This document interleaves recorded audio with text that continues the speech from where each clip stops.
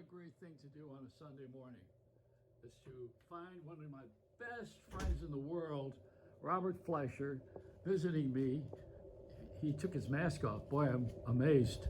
But you know, we're following all the guidelines, distancing, and also he's putting his mask on everywhere, including in my house. He doesn't want to sit in a closed space and breathe the air because it's safe if you are my age.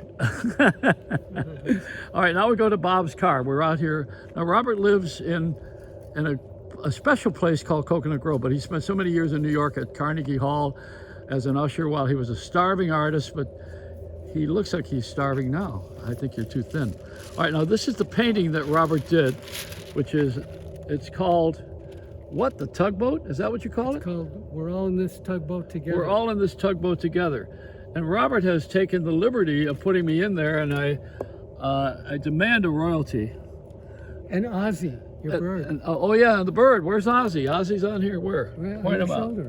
Where is she? Oh, yeah, there she is. Hey. Yeah, that's right.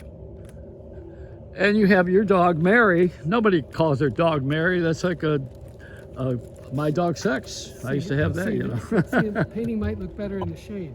Okay, now, that is the most wonderful here. Let's go in the shade so we can get a... First of all, this is the first time this thing's been out in the sun. Yes. And we are in Florida, so it's okay. Oh, that's a great... What a wonderful talent you have. And who's that woman over there? Who's that? She is she was in Africa. My friend who is a painter, Jenny Curry, took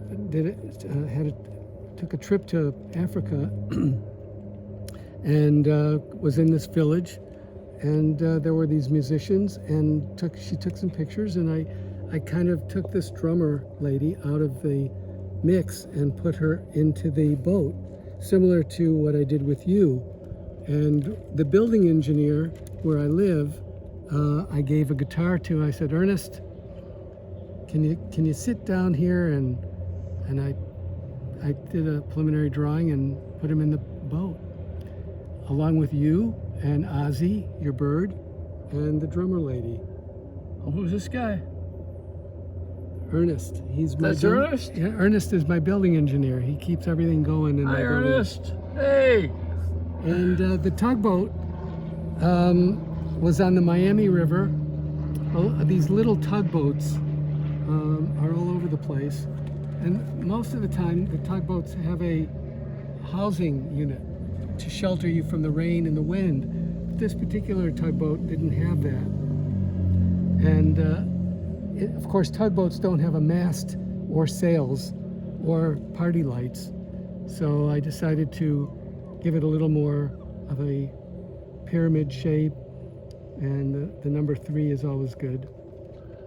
So this is a little 20 by 30 watercolor. Is this for sale? Yes, it is. Wow. Do you set the price, or does people just say what they think it's worth? Well, the people who buy the work actually set the price, and then you have to maintain that for the people that have purchased your work. You have to protect their interests by not trying to go below that. You know, pricing is complicated. Will you take my Social Security check? Sure. Yeah, you'll take it, but I don't get the painting. That's correct. That's Yeah. beautiful. That's beautiful. So- Wow. And the thing about watercolors, there's no white paint. All the lighter areas you see in the face, that's all the white of the paper, like the whites of their eyes, the shine of the cheekbone. You know, all that is the white of the paper. The guitar, the strings, the neck, that's all the white of the paper with the fretboard behind it. So it's having a conversation with water has fascinated me for over 40 years. I have one every night when I get up to pee. Exactly. It's a conversation with water. Yeah, it sure is. Anyway, so, This is great. This is just great. So you won't go in my house, huh? yeah, I'll go in your house, but I put on my mask. Because Why? Are you afraid someone will recognize you? no, COVID don't care. Yeah. So tell us about that thing with the COVID, with the first responders and the Mount Sinai. It's You don't have that with you, do you? no, I don't. Because I know you're not selling these out of the back of your truck. No. I just brought this one painting with me today. Yeah. It's called nurseheroes.org. If you go to nurseheroes, one word, .org, it's a fundraiser to help nurses all over the country. And they just put on a huge concert, of virtual concert, with Gloria Estefan, Stevie Wonder. I mean, I can't even think of the list was 20 or 30 performers long. They had Oprah Winfrey was presenting. There was Katy Perry. A lot of the A-list people were involved in this thing. And what they're doing is a art contest for drawing, painting, poetry, and photography. And you can submit your work if you go to nurseheroes.org and click on the art contest. And every month is a new contest. And I have a painting that's up in the virtual gallery for paintings, a painting I did called The Hug, and it's a watercolor. I just submitted a pencil drawing of the director of ICU at Sinai Hospital, Dr. Mark Chetta, and 2 ICU nurses without their masks, because that's already been done. And I haven't heard yet back, but I think the concert took a lot of their time. What are you thinking about the vaccine? I'm excited about it. I think Are you going to take it? I probably will. I mean, Or are you going to wait? Well, I have to wait because first responders are going to get it first,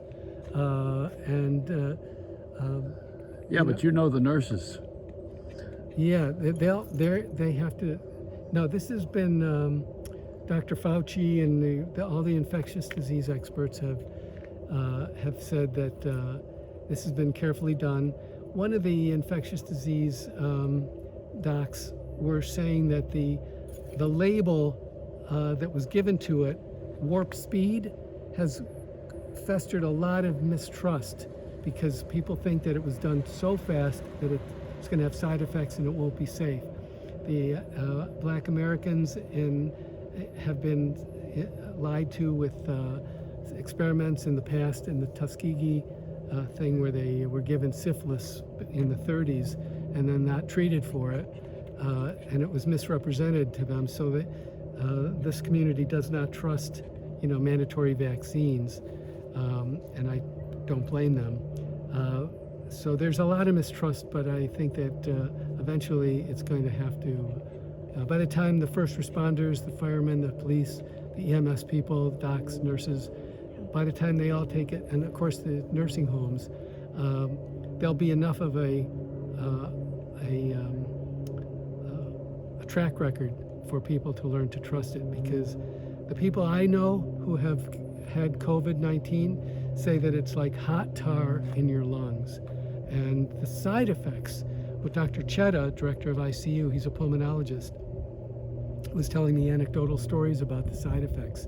You haven't heard too much on the news yet about, because they're just realizing that every person has a different level of side effect results to this, whether it's brain fog. Dr. Chetta says the lining of the lungs get inflamed, and that causes chronic fatigue for an unknown period of time. Somebody I know who was ventilated for 28 days, survived, was working out, he's in his 60s, and was getting his strength back. His liver shut down due to scar tissue related to COVID. So now he's fighting for his life months and months after, testing negative for COVID, after he recovered. He needs a liver transplant, and because the ducts closed up on him due to the scar tissue. So they're just now figuring out that there's these side effects are what people have to be most concerned with, because the survival rate has improved. They know how to treat it a little better, so not as many people are dying, even though we're up to 270,000. And what is it? December 7th? December 6th.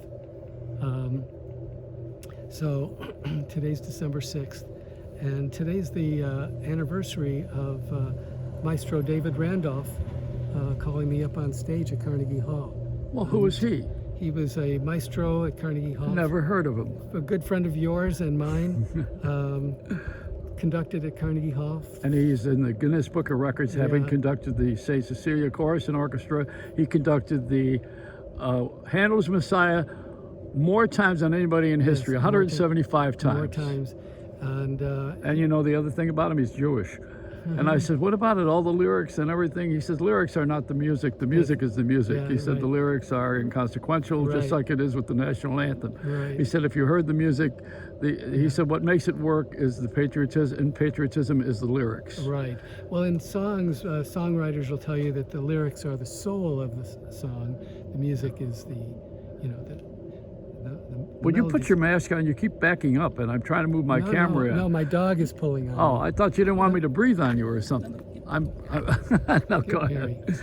Oh, boy. So David Randolph was wonderful. 70, what was he, 95? He's 90 in his 90s. Yeah. He conducted for 45, 50 And do you years. remember he would never shake hands because he didn't want to catch any That's colds? Right. That's right. And he lived that way. We would rub elbows. Remember that? Yeah. And he put us on the stage with Sid Bernstein, who brought the Beatles here. And it's the anniversary of John Lennon's death. His killing was 40 years ago. On Monday. Yeah. So here we got a tie-in with all of Tuesday. these people. It'll be Tuesday. So we all have been together, all of us. You know, Sid Bernstein, David Randolph, you, and we're still here, Robert. Yeah, we're all still But here. we got to wear masks so nobody recognizes us because Well- we're so famous. Yeah, right. Well, you know, it's about being responsible, not just for the people that you love, but yourself. And mask wearing is about protecting others and yourself. Yeah. Dr. Fauci says that you can easily breathe in, air from other people if you're indoors.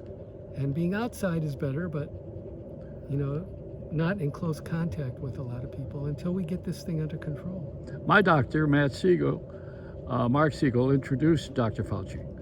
He's the head of the media at NYU for one thing. And you maybe seen him on TV. But he and I always argue about politics, but that's beside the point. I'm going to tell you, did you hear how I want to bring everybody together, my common unity community, and what I think could happen with Trump and Biden, and how all of this could be melted together where everybody practices forgiveness? Did you ever hear that? No, I haven't. Well, I think Trump ought to pardon all